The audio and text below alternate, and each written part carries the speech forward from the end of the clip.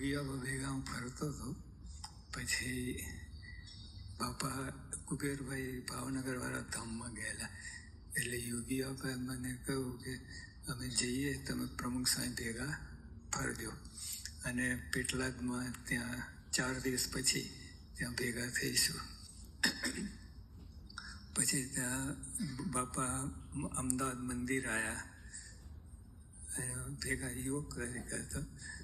પછી ત્યાં બહુ કોઠારી બહુ ઝીણા, એટલે માપી જોખીને સીધું આપે. એટલે યોગી પ્રમુખ સાંઈ મહારાજને 8 રોટલી થાય એટલું જ સીધું અને બધું માપીને આપે. સ્વામી મને ખબર નહીં, યોગી પ્રમુખ સાંઈ મહારાજ રોટલી બનાવીને મને પીરસે. મને ખબર નહીં કે આ બધો મામલો આવો છે. હું તો બધું ખાઈ ગયો. સાંઈ બાપાને તો ખાલી વાત જ એવું. પછી અમારે અટલાદરા આવવાનું થયું. તો અમે ગાડીમાં આવતા હતા.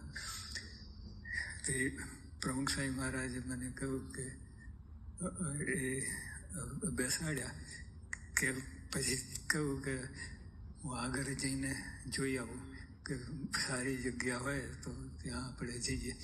તો સ્વામી ગયા અને જોયા જગ્યા અને પાછા આવ્યા અને મને કહે કે ચાલો આપણે આગળ જગ્યા સારી છે ત્યાં જઈએ.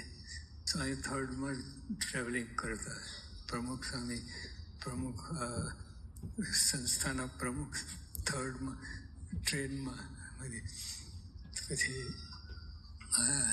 પછી મને કહ્યું ચાલો જઈએ. ગયા તો ત્યાં આપણે પહોંચ્યા. મને કહે થેલી ક્યાં? મારી થેલીને ખબર, મને ખબર નહીં કે થેલી છે કે નહીં. એમને જોઈ લો. પછી કે ડબ્બામાં રહી ગઈ. તો તમે બેસો, હું લઈ આવું. હવે ઉપવાસ કોને પડે? એમને તો ઉપવાસ પડે. તો બાબા પ્રમુખ સાંઈ મહારાજ લઈ આવ્યા થેલી અને આપીને મને આપ્યું. પછી કાંઈ બોલ્યા નહીં. આ મોટી ખૂબી યોગી બાપાએ પ્રમુખ સાંઈનો અનુભવ કરવા માટે મોકલ્યા હતા.